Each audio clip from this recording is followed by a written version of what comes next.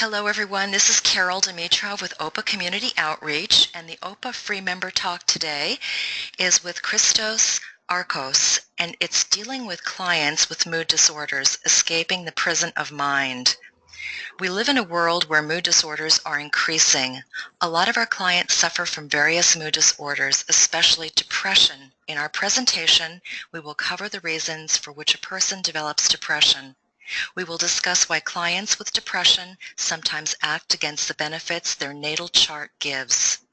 How can we understand a chart that has mood disorders? And most important, how do we need to consult and help these people while at the same time respect our professional ethical limitations? Finally, how can we help our clients to blossom and prevent a mood disorder in their life? And when must we not interfere with the client's depression if it is a sign of spiritual awakening? And a little bit about Christos. Christos was born in Athens in 1982. He lives there at this current time. He went to England where he completed his studies with a postgraduate in psychological counseling and subsequently acquired specialization in fields of cognitive behavioral therapy, mood consultative relations, and psychology of the family. Christos is known as an astral psychologist. As a professional astrologer since 2003, he has worked extensively with psychological astrology, synastry, relationship, and personal growth systems.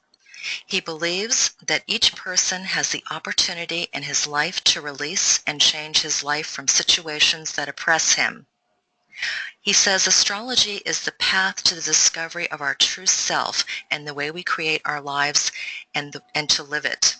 Christos has presented esoteric astrology while studies professor at Psych Academy in Greece and has worked for or collaborated with several magazines, including Signs and Future, 30 Days of Stars Astrological Compass, and Astrological Guide, and other psychology articles which include Times Magazine and Psychology Today. He is the president of the research department of VAF, Vatsu's Astrological Foundation, and editor of Times Magazine for the Humanity Healing Foundation in the field of astrology. He is a founding member of the first two astrology clubs in Greece.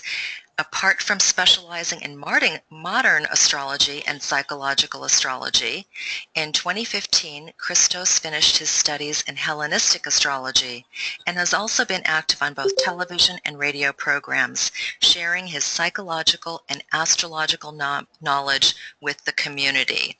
And you can find out more about Christos at www.astroconfess.com. Christos, thank you so much for taking this time and joining us today. We really appreciate it, and it's all yours. Thank you, ladies and gentlemen, and thank you that you are part of this company. Today we are going to talk about clients we have that they have mood disorders.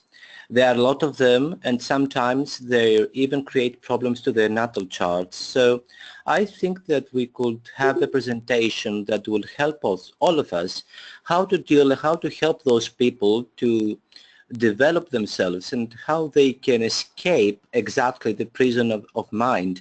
Because sometimes even with good aspects, when we receive good aspects through transit, progression, solar arcs, and etc., we may not reach and have the benefits of these aspects because we sabotage in many ways ourselves. So let's go to the first page. What is a mood disorder?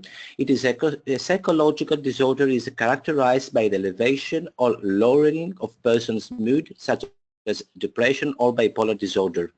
Mood disorders, and especially depression, will be #1 reason to become ill in 10 years.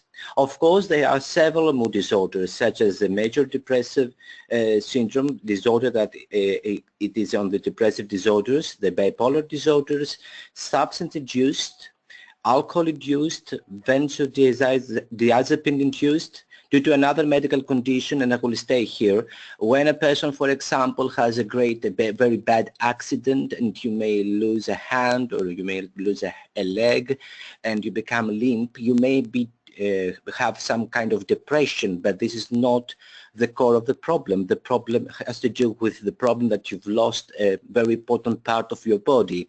So when we have depression because of another condition, we do not say that this person has depression, but we just say that there is a result of another circumstance that this person shows some depressive disorder. And there are some otherwise specified disorders. Now, the epidemiology.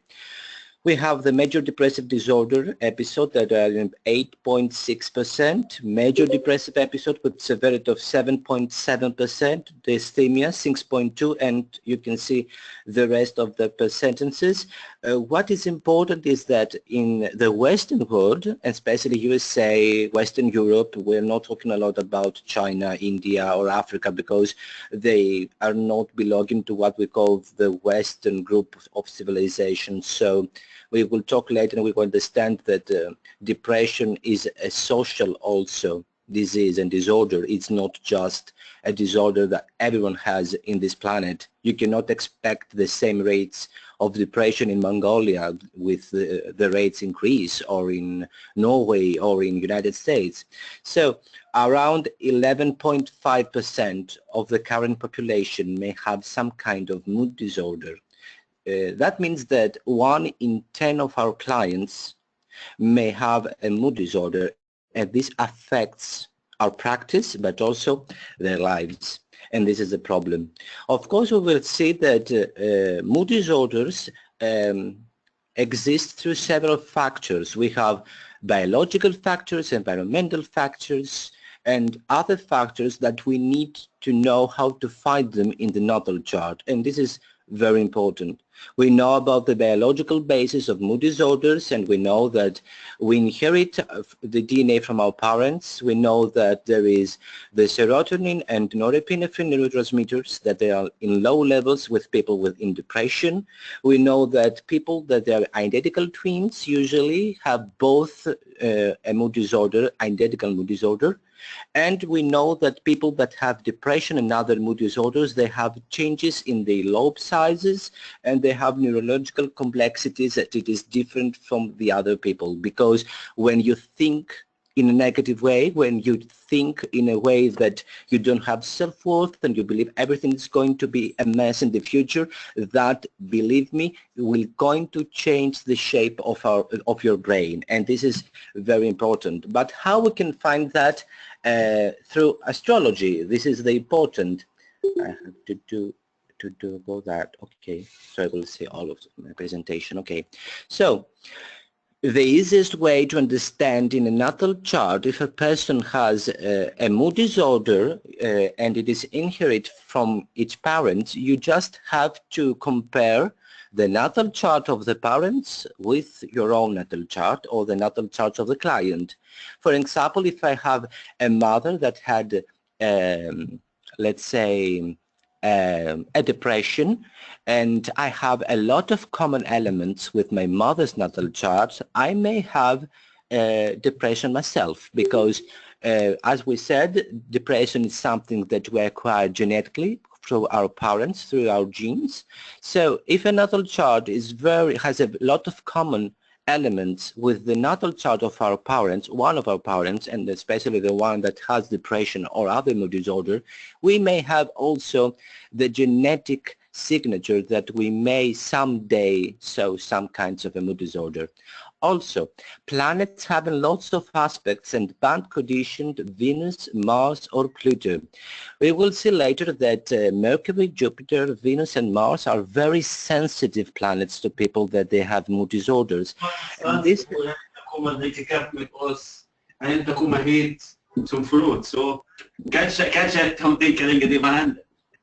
I didn't hear you very well. I'm sorry. Carol, did you hear what he said, gentlemen? I think that was a mistake. I think he came on unmuted. We've got him muted. Okay. Thank you. Thank you so much. It was a background noise. Thank you. So it is very important to look at Mercury, Venus, Mars or Jupiter because they are planets that they have to do with the subconscious, we will see later. But also a very sensitive planet is Pluto, which has to do with the genes and the information we are going to acquire from our parents, because Pluto is a planet that has to do with genes. Also, there are planets that they are in 4 degrees. If you don't know, the 4 degrees are the exact opposite from the exaltation degrees. For example, we know the exaltation degree is the 90th of Aries. Let me show you here. Okay, in this table you can see the degrees of exaltation of the planets. 19 for the Sun of Aries, 3 degree of Taurus for Moon, 3 degree for Gemini for North Node, 15 degree of Cancer for Jupiter, and etc. The exact opposite are the 4 degrees for the planets, and when we have planets to these degrees, we usually may have some kind of mood disorder, but not just a mood disorder, but various things. We will see later that a mood disorder is not in one factor. You will not see just one aspect and you will say, oh yeah, he has a mood disorder. No, it doesn't work like that. It is a complex thing that we need to see it through many ways around the chart. So the 90th degree of Libra, the 3rd degree of Scorpio, the 3rd degree of Sagittarius, the 15th degree of Cancer, the 15th degree of Pisces, the 21st degree of Aries, the 28th degree of Capricorn, the 28th degree of Cancer, and the 27th degree of Virgo. All these are the 4 degrees for the planets, and if you have a planet there, you may have some problems that you may have to deal with them, but it doesn't mean also that you may have a mood disorder just by that. Okay, I want to be very clear. So usually people that have a lot of Capricorn, Scorpio, Gemini or Sagittarius dominance in planets, they may have some predisposition, some type of to develop more easily a mood disorder in their life. Usually depression have the Scorpio and the Capricorn people, while Gemini and Sagittarius people have what we call the bipolar disorders. As we said before, in the mood disorders we have the unipolar depressive disorder, which is the common depression, but we have also the bipolar disorders. You may knew that in the past as a manic depressive disorder, but it changed its name from the DSM-4, the Diagnostic Statistical Manual from the American Psychiatric Association. So we also need to look at the strong biological tendencies. And here we're going to learn about Huber astrology. Huber was a great astrologer. Unfortunately, he is not here with us anymore. So he believed that there are specific degrees around the signs that they are very strong, and the benefits and the problems that they may arise in those signs, they may bring more severe effects to the person. So he believed that from the 15th degree of every sign to the 16th degree of every sign, when you have a good or a bad aspect, the influence will be more severe, more powerful. He believed that from the 70th to the 26th of every degree of every sign, you may have some balanced power. And from the 27th degree to the 5th degree of the next sign, you may have some low status, low power, so a good or a bad thing may not be so severe. So we know already that the 27th to 29th degree of every sign, we call them aneretic degrees, and they usually meant that there is not so a lot of power, a lot of energy in those degrees. And we can see in the next table, the table of the sensitive degrees of Dorotheus, that usually those degrees were ruled by terms, by planets that they were considered negative in the past. We can see that the last degrees of Aries were ruled by Saturn, Mars, Saturn, Mars, Saturn. All the last degrees of every sign were ruled by Saturn and Mars, and This is, I think, an old notion that the honorific degrees are usually not negative, but at least weak, and they do not carry a lot of power. And of course, it is logic because they are the last degrees that we transform from one sign to another. The Geminis need to go to Cancer, the Cancer need to go to Leo. So we have to lower the status of the existing sign, for example, Cancer, to become more like Leos, so that in fact changes the way we understand the last degrees of every sign. So there is also the evolutionary adaptation when we have to deal with mood disorders.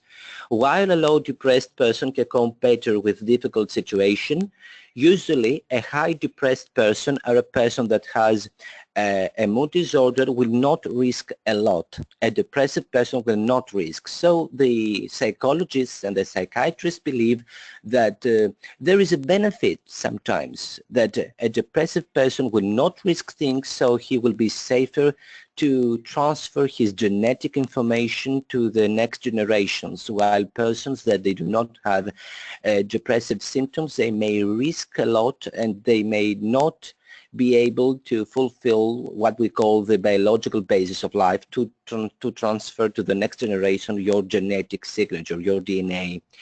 So there is a predictability of behavior that has low risks, and so you are not having any kind of dangers usually. But this is only for the atypical depression, melancholic depression, the calmer versions of depression, because we know that in the major depressive disorder we have a high rate of committing suicide, which is of course a very great threat for the life. That's why when you have a client that says to you that has a mood disorder, usually you have to send him in the next minutes to a psychiatrist or to a psychologist to help him, because he may have a probability to commit a suicide.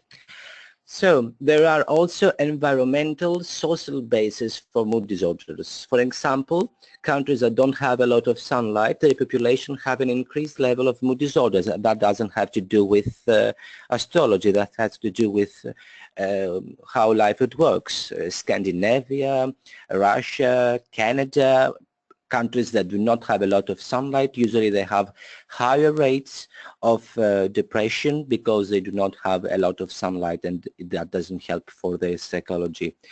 Also, financial strife in the Western world brings increased levels of mood disorders among the population.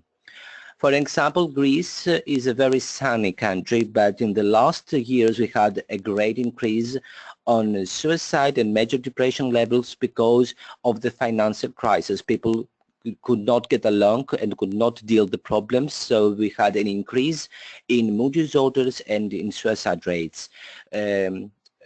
Of course, they're low if you compare it with other countries in the north, but for a sunny south country, the levels were increased heavily.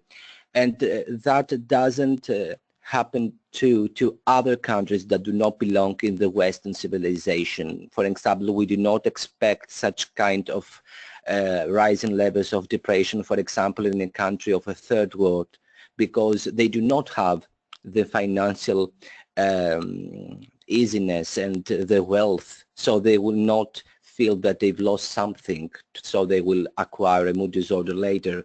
So civilization trends affect mood disorders in population, and here we are going again to Huber astrology to understand better how environments are working. So here we are having a typical zodiac circle, and what I've done is that I've cut in 3 pieces, if you can see the black lanes, the single first house. What we believe in astropsychology is that the houses within, they have 3 separate parts: the cardinal, the stable, and the mutable part. Of each sign has these 3 parts. We call it the external part, the first part of the house. The second part, we call it the balanced part, or the balance point, and the final one, we call it the low part, or the low point. Usually planets that are around the beginning of a house, they are close to the external point, And that means that the environment demands a lot from the planet that it is within the sphere of influence of the first part of the house. So imagine, for example, a person that has Saturn conjunction with the ascendant or Saturn conjunction with the beginning of the 11th house. How much pressure, environmental pressure, this Saturn may bring to this person. On the other hand, the balanced part, the second part of the house, means that the environment may demand some things from this planet, but it is not very it's not very stressful to this planet. And finally, we have the low part, the end of the house, which is the third part of every house. We call it low point and low places. That means that the environment totally ignores a planet that it is in that sign. But here is what it is magic. First, let's say that we have a planet that is in a strong biological thesis place. We told that, for example, the 10th degree of every sign is very strong biologically, but it belongs to a low point in a house. That means that we are very good somewhere. We have a talent from our biological, our gene pool, but the environment totally ignores something that we are very good. That will lead to some psychological problems. Or the opposite side, we may have a planet in the 28th degree that we said that we are not very strong and powerful and we're not very talented to those degrees. The planets that we have in those degrees need to transform and change. And let's say that this planet has a conjunction with the first part of the house, what we call the external point of the house. That means that the environment demands to do something that either we don't like it or we are not very good at it. So this will create great pressure and anxiety. And usually when we have this kind of conditions, a strong biological part but a low point in the environment, or the opposite, a low biological basis, not a strong biological talent, but on the other side a very demanding environment, may lead to severe problems. For example, you may imagine a person that he is from a very wealthy parents and his father wants to follow his lead and then take his businesses. But for example, he is an artist, but he will not feel well because he is an artist and he needs to fulfill his parent needs. So that will create problems, existential problems, anxiety problems, and etc. So understanding how to split up the three parts of each house, you can find it on the book that it is called The Astrological Houses, A Psychological View of Ourselves and Our World by Bruno and Louise Huber, because they are not equal three parts. They are calculated through the mean, the golden mean, and you have to do some calculations if you want to find the cardinal, fixed and immutable part of every house. So you will find the external, which is always, of course, the beginning of a house, the balance point and the low point of every house, which is, I think, it's very important. The house system that we are working right now, it is of Koch, because Huber was using Koch. So when you're going to use the three zones for each house according to quality, the cardinal, the fixed, the mutable, it is better to use the Koch system. The impulse giving energy of the cardinal cross corresponds to the area from the cusp of the house till the balance point, the beginning of the S, as you can see. And the next is the fixed cross that corresponds to the area from the balance point to the low point. And then from the low point to the next house cusp corresponds with the mutable cross quality and the recognizing of new beginnings. So usually when we have a low point with a strong biological basis or an external point with a low biological basis, this brings crisis. We have a crisis mechanism that may bring a lot of tension to our lives, and we need to closely look what happens there.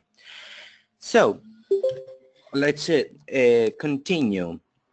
There is also, I'm a cognitive behavioral therapist as a psychologist, so I strongly believe that cognitive model for depression is one of the most successful models and will help us a lot.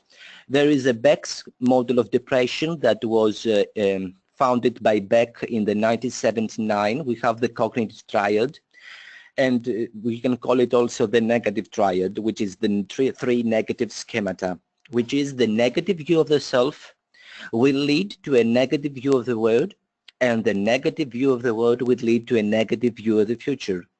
That means that we are doing negative automatic thoughts in our lives. And this, of course, leads to some specific problems. Of course, we should never forget that there are triggers from the environment that, in fact, bring a mood disorder to the surface. So we have environmental triggers that they trigger, in fact, the enduring vulnerability and the genetic and personality vulnerability of a person. And this leads to negative schema activation characterized by associative processing biases involving hyperactivity of the amygdala, hippocampus, and the alteration of the ventromedial prefrontal cortex. They are parts of the lobes of the brain. If you like medical astrology, I think that you will like it a lot to see the correspondences, how the planets and the signs correspond to each specific lobe of the brain. I think it's a fascinating principle that you need to study, and of course in astropsychology is one of the basics, and I think you will find a lot of interesting information. So this negative schema activation inhibits cognitive control. Reflective processing involving inhibition of anterior cingulate cortex, medial and lateral prefrontal cortex and orbitofrontal cortex, and of course that leads to ineffective coping and avoidance of life, and of course that leads finally to have what we call anxiety and depressive symptoms. And unfortunately, those anxiety and depressive symptoms will again empower the negative schema activation and all the other things that we talked about before. So, of course, when we talk about cognition, we talk about Mercury. Mercury, for me, is one of the most important planets that we have to deal when we are doing astropsychology, and especially when we have to talk about mood disorders, because Mercury is how our central nervous system is working, how we process information, and how we work with the everyday life.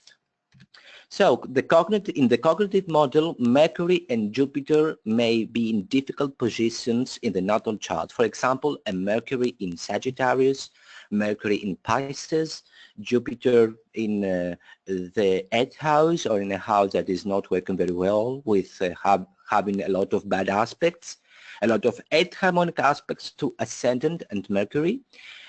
Jupiter not being supportive, having not a lot of Ptolemaic aspects, for example, and of course Mercury having a lot of quincunxes or in conjuncts. I don't know, Europe calls them different way. So in conjunct quincunxes, it's the 150-degree aspect.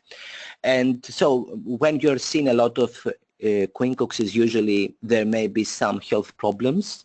With Mercury, usually we have psychological problems, but with the Sun and other planets we may have some other medical stuff that we're not going, of course, to talk in this presentation.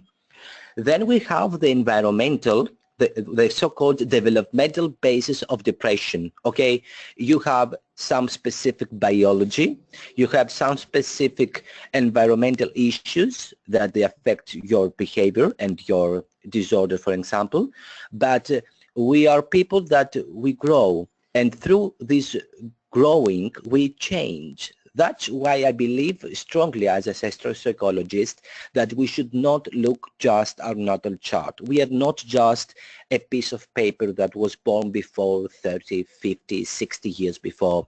We are developing, we are changing, and we access to new information, and we can do much more things. For me, is of fundamental importance to look at the secondary progression chart and look how we are now and how we react now, and also to look at the important cycles till our 22.5 years, when we're 22.5 years old.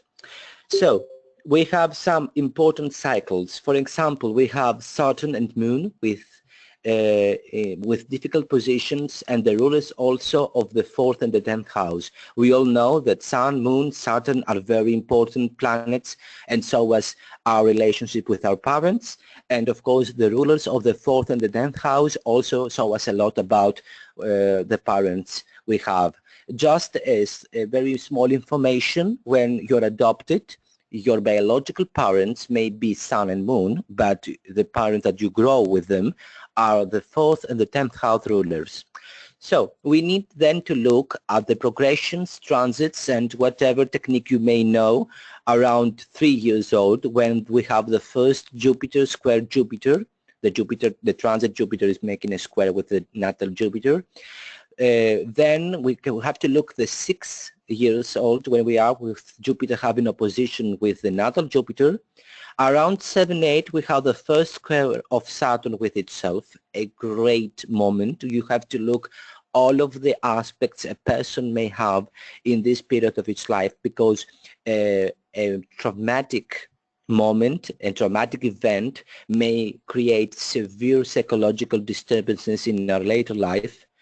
Then we have to look around 12 and the first Jupiter return. Then around 13 and 14, the Saturn that opposes Saturn and the first return of the minor progressed Sun.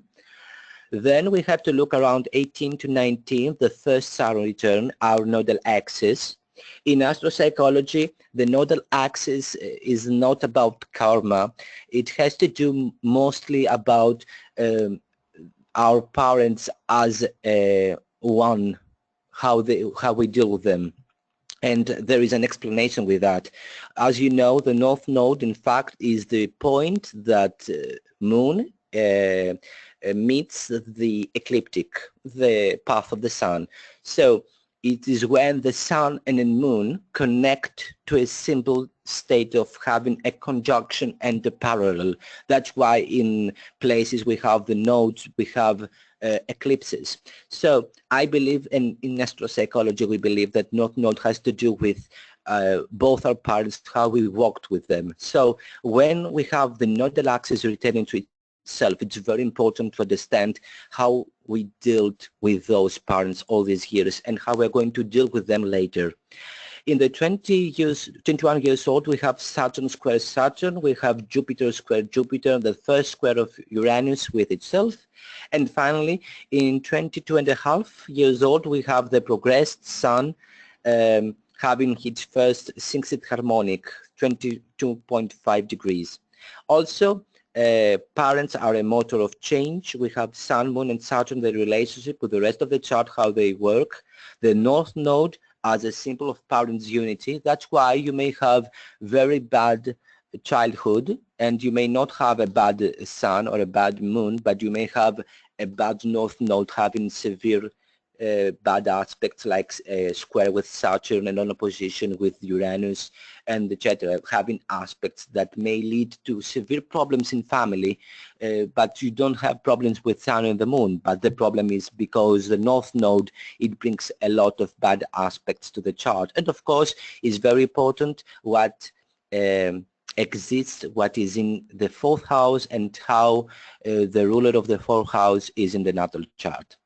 So we are going now to the Maslow model. According Maslow is a psychologist, a very famous psychologist. He is the pyramid model of how people develop in the world and how we acquire what we call self-actualization. First, we need to deal with the physiological needs: food, water, warmth, and rest. And those, of course, as you understand, has to do with the Moon, Mercury, Mars, Pluto. That's why when we have planets that have problematic placements in the natal chart. For example, when you are not having a good Mars in your natal chart, you may not be able to complete and fulfill your physiological needs, or even when you have a bad moon in your natal chart, you may have problems on finding a solution to complete and fulfill your physiological needs. Then we have the safety needs that of course have to do with Sun, with Moon and Venus, and have to do with the security and safety. Then we have the belongingness and love needs that have to do with the ascendant, that have to do with Mercury, with Venus, Mars. Then we have with the esteem needs that have to do with Sun, Jupiter and Saturn, what we call the social self. And if you feel completed with, if you complete and you feel fulfilled with your basic needs and with your psychological needs, then you can try your self-fulfillment needs that have to do with Uranus, Neptune and Pluto, which have to do with the ultimate achievement, the full potential, the creative activities of our world and ourselves. So imagine that there is a ladder. If you have problem in the physiological needs, you cannot go to the safety needs. If you cannot fulfill the safety needs, you cannot go to the belongingness and love needs. For example, a lot of people, you may have already visited an astrologer, or you're already yourself astrologers, and people visited you and told you about the problem they have, that they do not found the love of their life, and they cannot form a healthy relationship. But you can easily see in the natal chart that their problem is that they do not feel secure themselves. If I'm not having a very secure let's say picture for myself, if I'm not feeling that I have self-worth, how I can form a relationship with another person? So we need first to be safe, secure, and then we start to form healthy relationships. And if we start to have healthy relationships, we go to the Sun, Jupiter, Saturn triangle of prestige and feeling well in a society through our accomplishments. And then if we feel that we have this social esteem, then we can try and find our self-actualization. What Roberto Assagioli said in his psychosynthesis, the self-actualization, which is one of the, I think, the most important thing we need to find in our lives, because we need to understand that, yes, of course, it is very right what you're saying. Maslow later life posed the fifth level, which has to do with the transcendence. Yes, you're very right. If you fulfill your self-actualization, then you can transcend and you can develop further. But from my point of view, I don't think that we know a person that reached these heights. So it is very important to understand two-axis analysis. I call them like that. We have the succeeding cross, which is the second house and the self-worth, the fifth house and the love we give, the eighth house and the value we receive, and the 11th house and the love we take. Imagine that you are doing a cross, that in the two lanes of the cross, you are putting the second and the eighth house, and the fifth and the 11th house, and you put the ruler of each house, and then you try to look the relationship each ruler is having with the rest of the chart. If, for example, you can see that within the second house, or the ruler of the second house is not doing a lot of good aspects, or is not good positioned in the natal chart, that may mean severe problems with self-worth. And listen how the thriller begins. If I'm not having self-worth, I will not be able to feel valued and receive value by the others, the eighth house. If I don't believe that I am a lovable person and I'm not valued by others, I may not be able to give love or feel secure to give love. And if I'm not feeling secure and don't have any self-worth, I'm not able to receive also love from the others. And that goes backwards. If I'm not able to receive love from the others, I cannot also give love to the others, because love is something we do with others. We do not just love someone. There is a communication between a couple. But if I'm not able to give love, I will not also feel that I can receive value from the others. And finally, I will not feel worthy.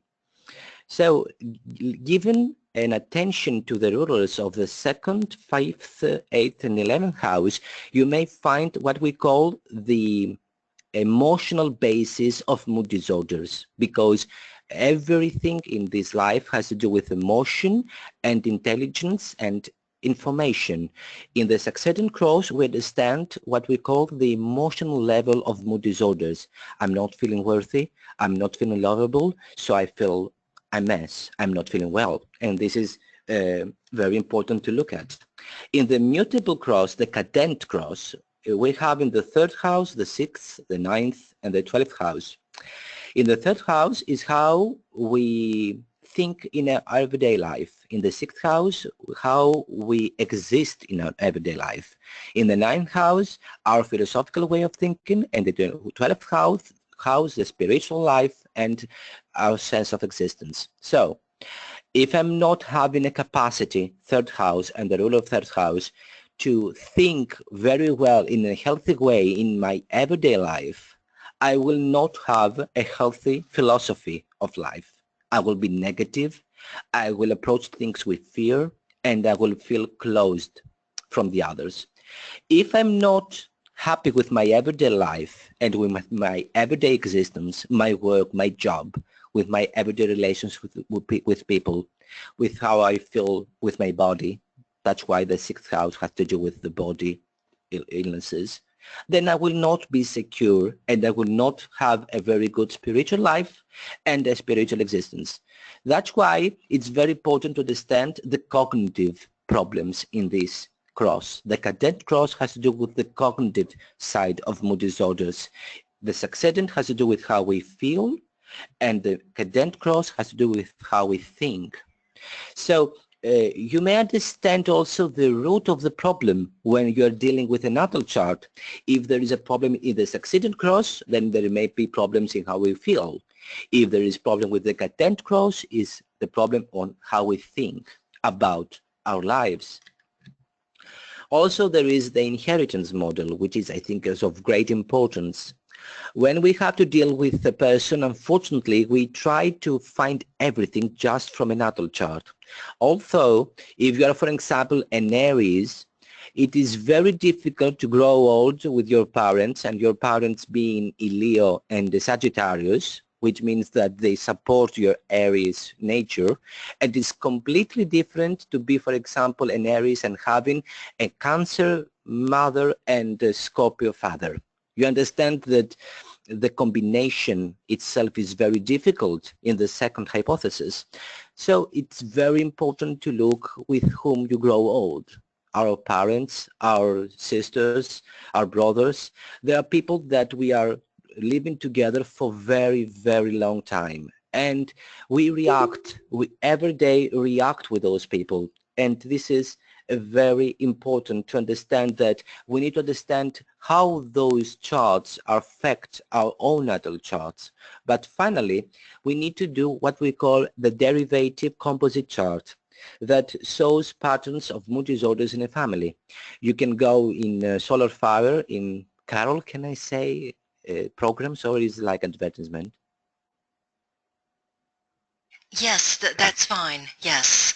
Okay, thank you. Yes, You can that's go, fine. for example, in file, you can go to combined, and there is a DRV ascendant group. You can go there and create a group of all of your family, and if you connect all of this natal chart, you have a combination of all of your family. When you have Pluto in the IC, a strong Saturn and Neptune in the chart, and a weak Mercury, or a bucket formation with Singleton in the 8th or the 12th house, then you may have a signature of a mood disorder that belongs to a family group. And it is very important to understand the reason this mood disorder exists, because everything exists for a reason. And sometimes problems cannot be solved by dealing just with one natal chart. You may need to look the people that are around this person, and you may need to change the shape of how you deal with a natal chart, because reality is not in single forms. Through the natal chart of a client, we just deal with the reality of one person. But as an astrologer, you need to look at the realities of a group and how they communicate with each other. There is also the existential and the transpersonal crisis. People sometimes face a great anxiety about who they are, where they are going, and what they are going to do in their lives. There is a sense of fear about the future and the coming years of their life. And also there is a nihilistic approach. Here usually we can find problems with the sun, a heavily affected sun through 8 harmonic aspects, or a sun that is in a bad placement may lead to some existential problems. But what is very important for me is that sometimes a mood disorder may not be something that we need to deal with it. It may be something constructive. There is the transpersonal crisis that has to do with the cocoon and the inner change a person may have. Usually, while there is a negative period in one's life, the results are great and positive after this ends. Usually, here you have luminaries that they have more than 2 second harmonic aspects, or 3 squares and several quincunxes. We have a heavily aspected ascendant, MC, or vertex, not VS. This is a mistake I've done. It's VX and has to do with vertex with planets. Neptune in aspect with Sun or Moon, Mercury in aspect with Jupiter, and a special relationship between Saturn and Neptune. Usually we call it that the dark night of the soul. And usually the characteristics of this condition are closely resemble those of the illness known as psychotic depression or melancholy. And these characteristics are emotional state of deep depression, which may even verge on despair, an acute sense of unworthiness, which in some cases leads to a feeling of being lost or damned, a painful sense of mental impotence, a weakening of the will and of self-control, a lack of desire, and a great reluctance to act. But although in these cases we are dealing with conflict between the conscious personality and the lower aspects of the personality, in contrast, in a transpersonal crisis, the ills are produced by the travail of spiritual development, and they are clearly progressive in nature. They are the result of an attempt to grow and are of the upward quest. They are a byproduct of temporary conflicts and imbalances between the conscious personality and the spiritual energies bursting from the above. So, for people from the second category, the task is of creating a harmonious framework that will favor assimilation and integration of the new spiritual energies with the existing so-called normal aspects of the personality. In other words, bringing about a transpersonal psychosynthesis around a higher inner center, which is very important to understand it and differentiate it from other mood disorders, because this transpersonal crisis leads us to something better, something healthier, and something important. How we deal with those spiritual crises? Through physical release, through stilling of the emotions, mental silence, embracing the whole, projection of the true self, and of course acceptance of temporarily a permanent self. Roberto Sajoli said that if you want to change in your life, you need to do what he called the act of will. You can find it through this title, The Act of Will by Roberto Assagioli, and the publication is Synthesis Center Press. So he talked about the qualities of the will. When we are having problems with Mars, we need to work with the energy, with the dynamic power and the intensity. When we have problems with Saturn, we have to work with the mastery, with control and discipline. When we have Mercury in a problematic placement in the natal chart, we need to deal with concentration, attention and focus. When we have Determination and decisiveness has to do with the Sun. Persistence, endurance, and patience has to do with Venus. And initiation, courage, and daring has to do with Moon.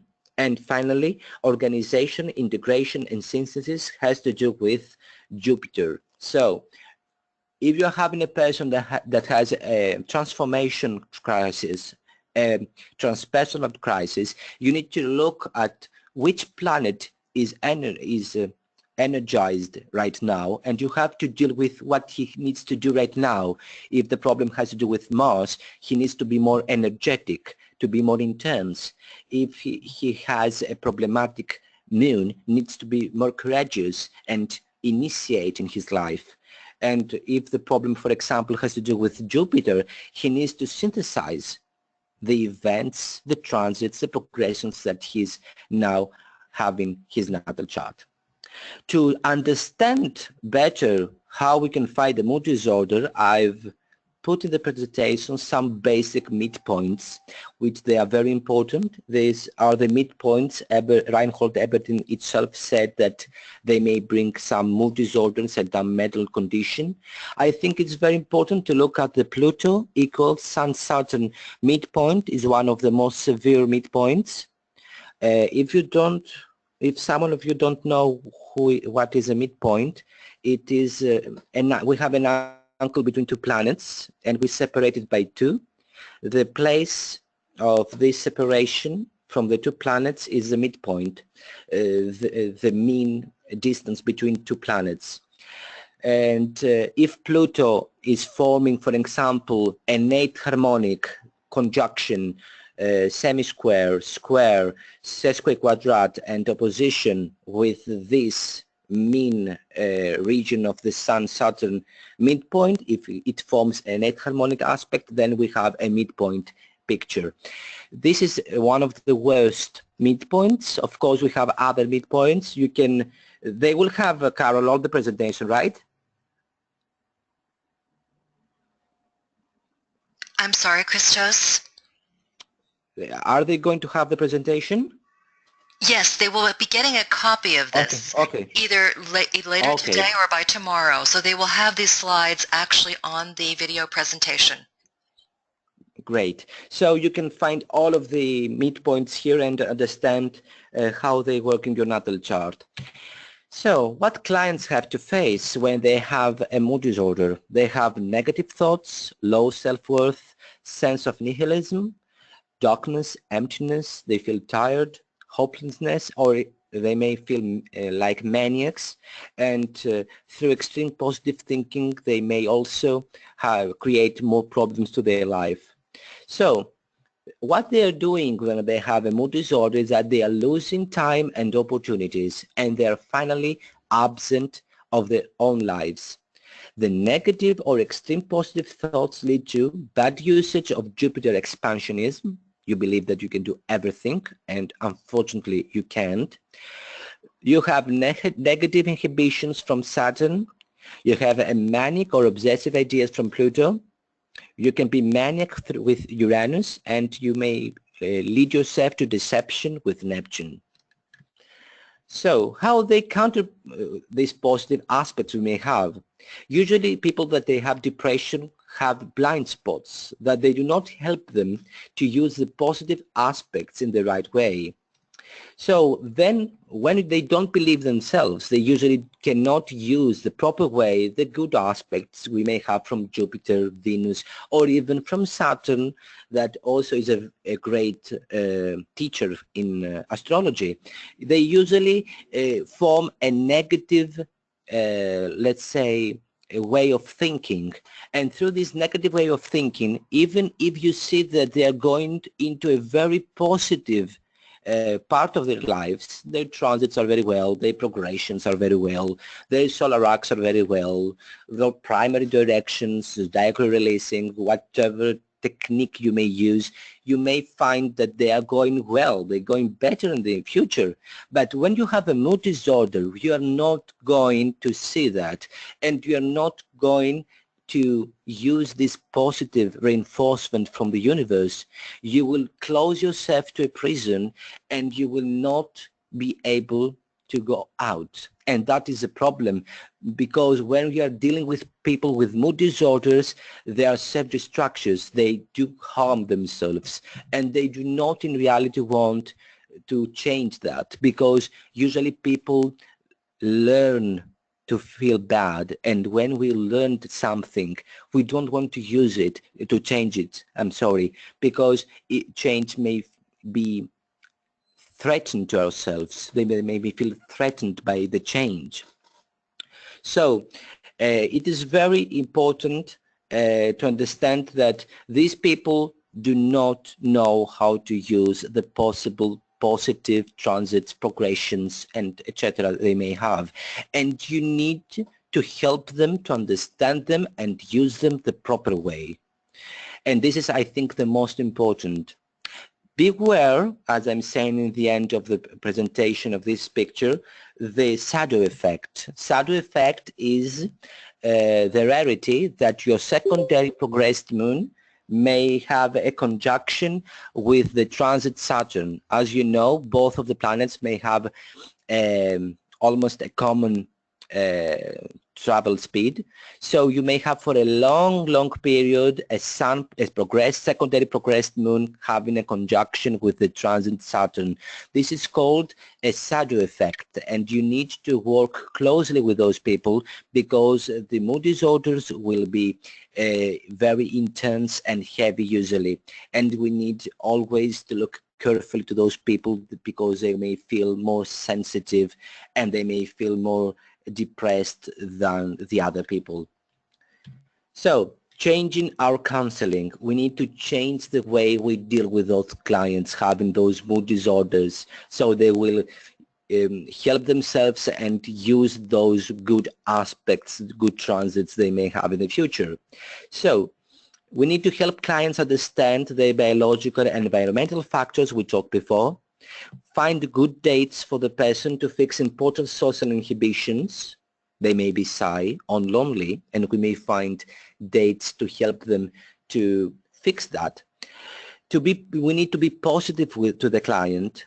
You need to be the more empathy you have, the better it is.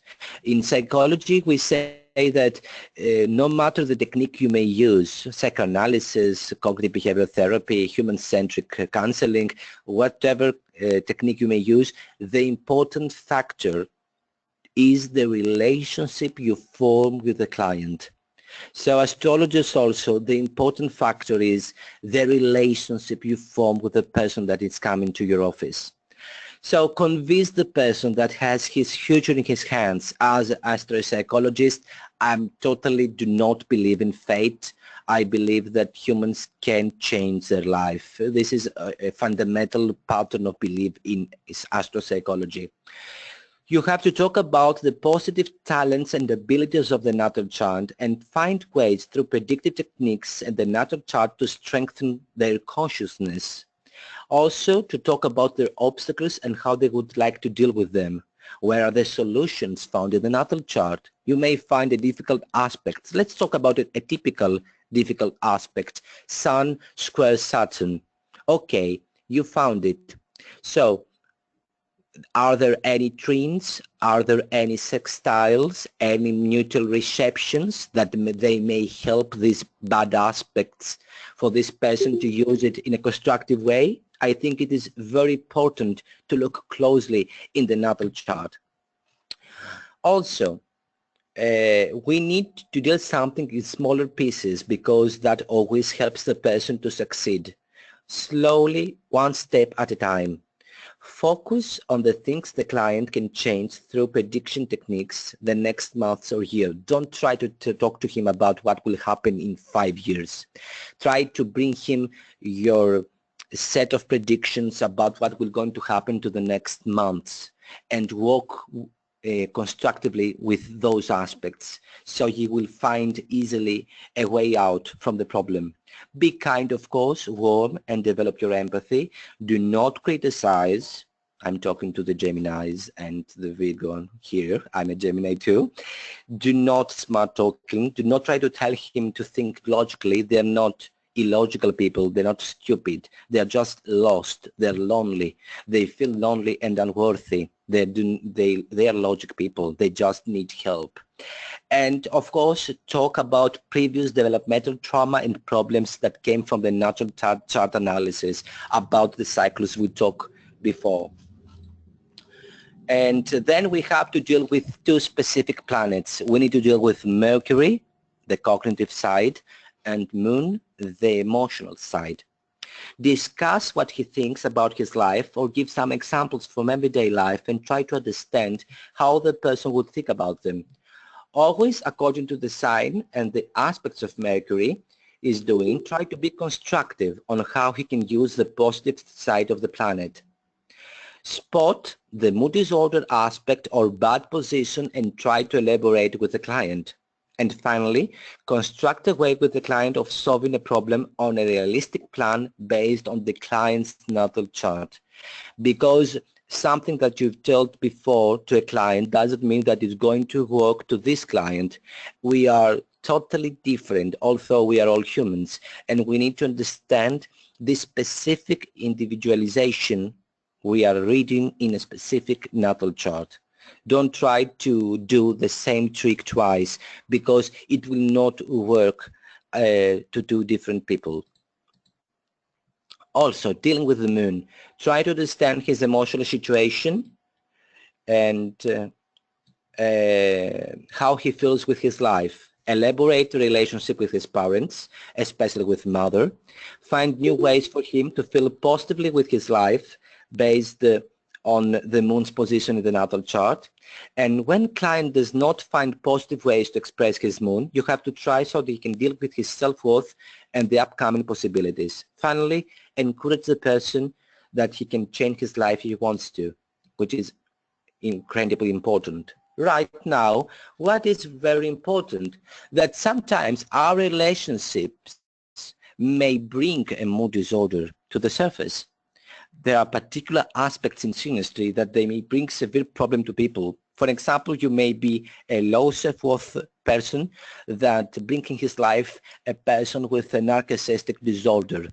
As you understand, a narcissistic person will blow you up and will create you a mood disorder in a month because you are vulnerable to the attacks of a narcissistic person.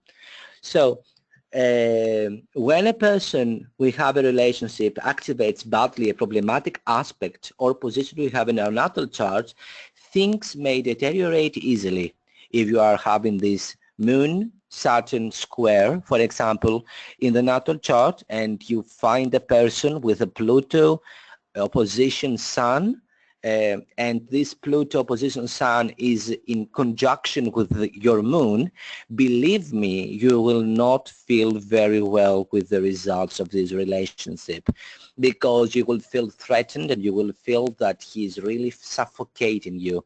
It is very, very important to look at the pattern of the person that may have a mood disorder because this partner may not be a positive person around him, and he may even make this person feel worse.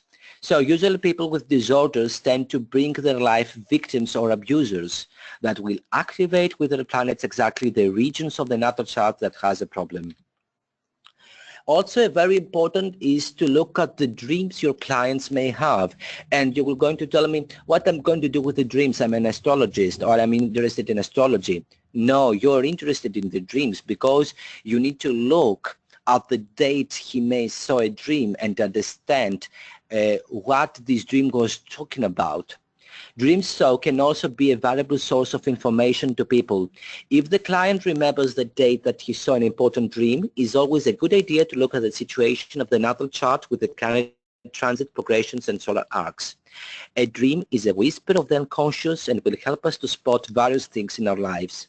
I developed a technique that I called IDATA, Dream Astrology Analysis, and it's a technique that uses archetypes so that we can spot difficulties and unprocessed energies people have in their unconscious.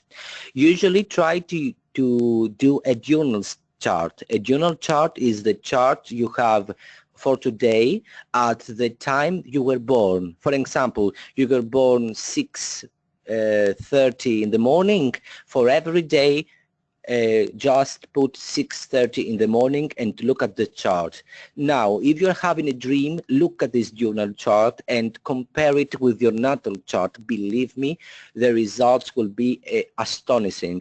It is a very good technique. It's not just that, and we will talk about it in the IVC conference. A lot of OPA astrologers will be there, and I'm happy that I will be also there in the IVC conference in India. It is a very for me important research I've done, and I will present it for first time in India, so I'm very happy about it, and I look forward to show it to you later. So we have also some subpersonality conflict and mood disorders, especially bipolar disorder. Aspect patterns, according to Huber, are subpersonalities that shape our personality core and our mere personality. So when we may have two completely different aspect patterns that are connected by the same planets, we may have a conflict between them. For example, you may have a T-square and a grand trine, the most easy aspect configuration you may find. So let's say that this T-square and this grand trine are sharing a common planet. We may have this joyful grand trine and this full of tension T-square, and let's say that we have some aspects that we are having in depression. Let's again use this moon square Saturn factor. If you're having moon, for example, be shared from the grand trine and the T-square, this may lead to a conflict between two different subpersonalities, the subpersonality of the T-square and the subpersonality of the trine, the grand trine. So this may lead, if it is a very big fight between those two subpersonalities, to a bipolar disorder, because bipolar disorder is in fact a continuously change between mania and depression. Mania and depression. You have a manic episode and then you have a depressive episode, and of course bipolar disorder is very difficult. Usually people need medicine to deal with it. So if you have a person that has a bipolar disorder, tell him to take his medicine and send him, if he's not taking his medicine, to a psychiatrist, because it is a very problematic disorder. So also an important part of mood disorders playing the declination and the out of bounds planets. Saturn parallel Pluto, Pluto parallel Mars, Jupiter contra-parallel Neptune, X-deck Mars, Saturn parallel and square Neptune, Saturn Uranus square are one of the greatest factors for having a mood disorder and especially depression. Those factors were researched by Gibson in the 1999 in his book Signs of Mental Illness. The publication is Leveling. And I found also that Mercury parallel and contra-parallel Saturn, Mercury and Moon having an eclipse with Saturn, that means that they are in conjunction or in opposition and at the same time parallel or contra-parallel those planets. Mercury parallel and contra-parallel Neptune, Pluto parallel and conjunction with ascendant. And this research was mine, I write it in 2016, and you can search all of these declinations and find it to people that they have depression or other mood disorders. And this is what I call the butterfly effect. Here we are looking at planets that they are having extreme north and south declinations. Those are people that they have mood disorders, and we can see that when we are having planets out of bounds in extreme north and south declination, there is a huge increase on having also mood disorders.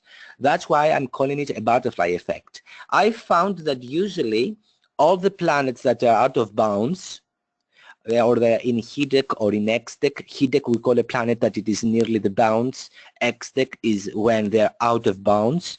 Usually planets that people with planets in this placement, they are more easy to have some kind of disorder, not just a mood disorder. That's why I'm calling it a butterfly, because it's like a bird or like a butterfly that opens its wings.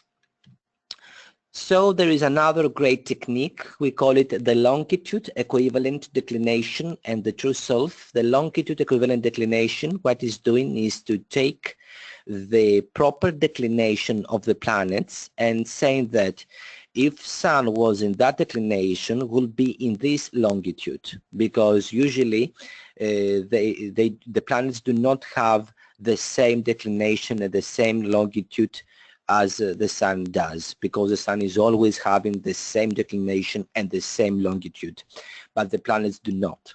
So doing this change in the natal chart that I'm going to show you an example, we are dealing with the true problems of ourselves.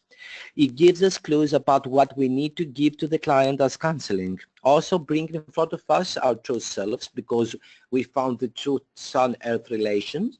Also helps us understand the intensity of a problem and provide us clarity.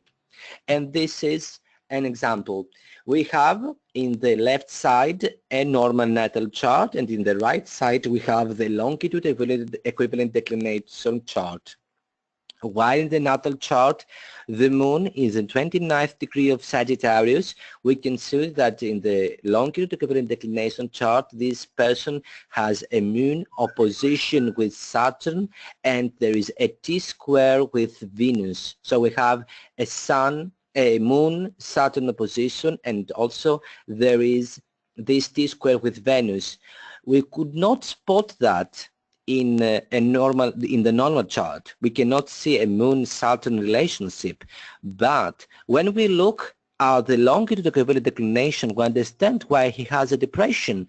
He has one of the most basic depression aspects.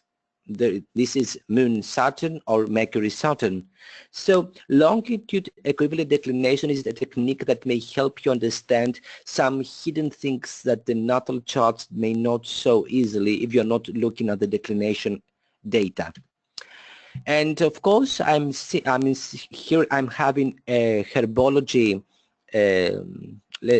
presentation. These are the basic plants that we may use when a person has a mood disorder. Of course, you always ask your doctor and the psychiatrist if you can take some of these plants, some of these herbs. We have hawthorn, which is from the ancient astrologers connected with the sun, California poppy, ginkgo biloba, the lavender, which is connected with Uranus, chamomile, which has to do with problem with Venus, Sun, and Mercury, lemon balm, which has to do with Sun and Jupiter, maypop, cava, and valerian, which is connected with Mercury and Mars. So finally, we have to deal with our profession. We are not psychologists, or even if we study psychology and we are complete psychologists, when we are doing an astrology practice, we are just astrologers, and we are not psychiatrists. We do not intervene with the medical treatment someone may have to take. We are doing astrological counseling, helping people to understand better themselves.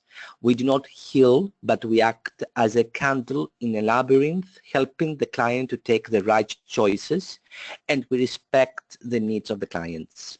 Now, let's go to another chart. This is a depressed person that has a psychotic disorder, and he lives in Athens, Greece. And can we open also, you can open the mic if you want to try it, to find some of the aspects that you may believe that they may work. And we can discuss the next three charts, which I think it will be very great to understand better how to spot a disorder, how to understand it. You can speak. I think that what we'll do is we'll just have them maybe put a little hit any of the keys on the chat box so we can open up their mics, because otherwise we'll have too much noise. We won't be able to hear anything.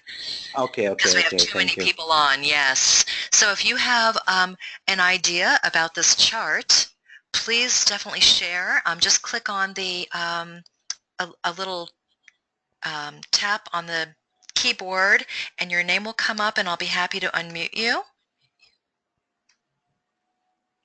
Okay, Anybody? while the people are seeing the natal chart, we can spot on the moon having exactly. Mary is very nice. Great to watch. Okay, Sun is the 29th degree opposing Pluto. Very nice, really very nice. Also, we can say that we have Saturn having a square, a very close square with Mercury. Saturn is on the IC opposing the North Node and having a T-square with Mercury, which is also of great importance. And we can see on the declination chart Pluto being on the same level, having a contraparallel with ascendant Mercury. Pluto is X-dec, out of bounds, and ascendant and Mercury are nearly going out the bounds, and it is called Hidec, which is also very important when we look at a depression, a mood depression. Now let's go to Stephen Fry. You'll know that he is a bipolar, and this is also a very great chart. We can see again Sun and Pluto having a direct conjunction with the ascendant. At the same time, as we said, bipolar disorder has mania and depression at the same time. So we can see that while Saturn is having a square with Mars, Sun and Pluto, on the other hand, Uranus is also very active because it has a conjunction with the moon, and there is a T-square with the Chiron and the North Node again, family problems and etc., which is very important to look at. Of course, you can see that there is a triple parallel between moon, ascendant, and the sun. So the sun has the square with the Saturn, and moon, through the parallel it has with the sun and the ascendant, brings the power of Uranus to what we would not expect through this conjunction of the Sun, Pluto in the 0 degree of Virgo, which is, I think, very important. So we have a combination of the Saturnian and Uranian powers and influences, and it is very important to look at the natal chart because in bipolar disorder we usually have a conflict between depression and mania, Uranus and Saturn. And in the final chart of the Tiziano Ferro, it's an Italian. It is a person that has a depression but also has problems with his, has a food disorder. And we can see clearly again Mercury having an opposition with the Saturn, and this in T-square with Neptune. Also, we can see that Pluto is on the 4th house, having an in conjunction with Mercury. As we said, in conjunctions are very important in psychological health. And it has also a semi-square with the Mars. And also there are several other aspects that you can find. I will state that there is also a conjunction of Moon with Chiron in the 10th house. This little B aspect, we call it quindecile. It was found, I think, by American astrologer Noel Teal, and has to do with obsessions. When you're seeing this B aspect is the quindeciles. And I think it is important to look at them. I think you will find them very interesting.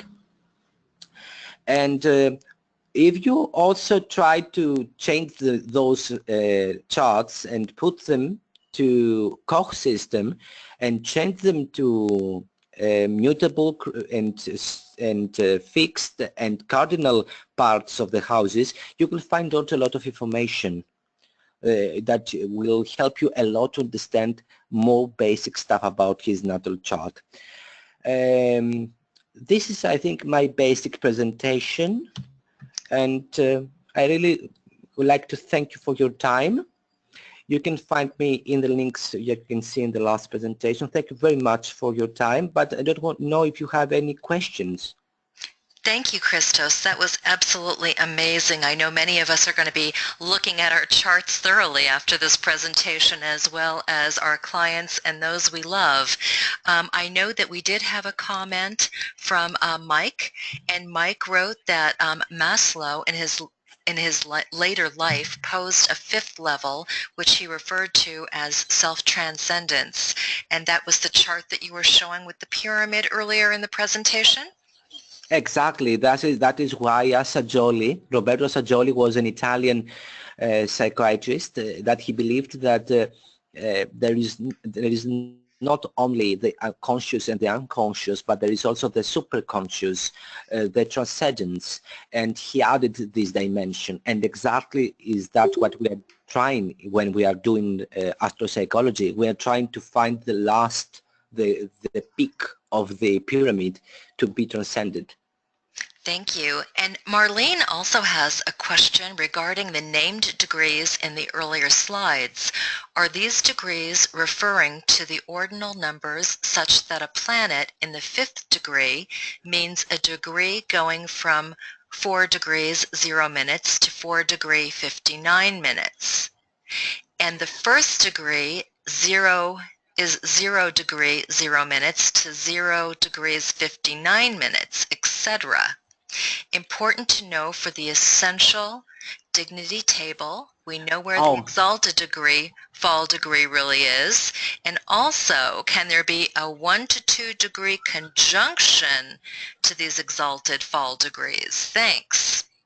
Okay, so you speak about this table of essential dignities by Dorotheus. You can use 1 degree orb only, and mostly for the personal planets, Sun, Moon, Mercury, Venus, Mars, and half a degree for Jupiter and Saturn. It has to do with the exact number 19. So you give 30 minutes of orb behind and next. So if the exaltation degree of the Sun is the 19 of Aries, you begin from the 80-30 to 90-30. Very good. This is Thank the you. degree. This is the degree of the exaltation. And then Christos, if you want to go back to that very last slide that has your contact information, all of you that are on the presentation today, as well as all the OPA members who are unable to join us, later on today this video, this presentation will be uploaded onto a private YouTube channel for OPA members. And so I will go ahead and get that out to you. Chances are later today, but at the very latest tomorrow.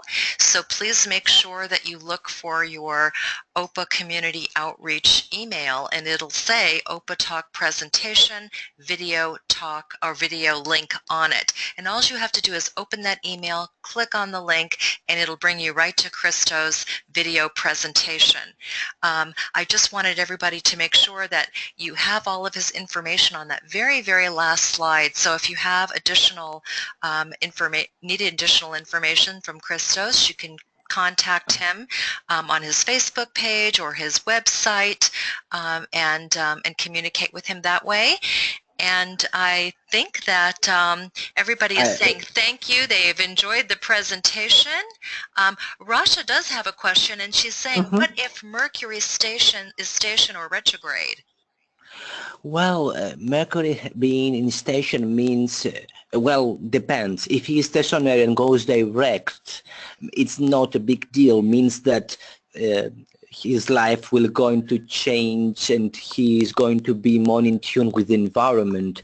But his stationary to retrograde or is retrograde means that these mood disorders may be more heavily and more difficult to deal with them because the person may not be able to speak or may be able not to be very social with his life. Of course, that has to do also with the sign, with the house and the rest of the aspects. But usually people that they are having retrograde Mercury, they have more percentage of having some disorders. But I wanted to, oh, that was very important. Don't forget that the people that they have disorders, they are mostly, in the most of the times, the ones that they are very talented. And don't forget that this that may be a curse from one side, they may be a great gift from the other side. And this is something we need to understand if we want really to help people. That, for example, people with bipolar disorder, they may be very clever and very intelligent, and this is one part of the coin. Very good. Thank you so much. We have a lot of thank yous. Everybody's typing in thank you. It was very informative from Hakan. We've got Catherine. Thanks so much. Mary, wonderful, very informative. Ellen, thank you so much. Brooke Hugh, thank you. Carolyn. So everybody is really sending their thanks for this wonderful, informative presentation. You've given us a lot to think about, and I know that I won't be the only one going back and reviewing this video presentation. That's one of the wonderful things about being an OPA member, being able to participate in this wonderful session that you did for us today, and then being able to review it at another time. So we thank you so much, Christos, and I wish Thank you to everyone all. a wonderful day. Thank you. Thank you Bye-bye. very much. Bye-bye.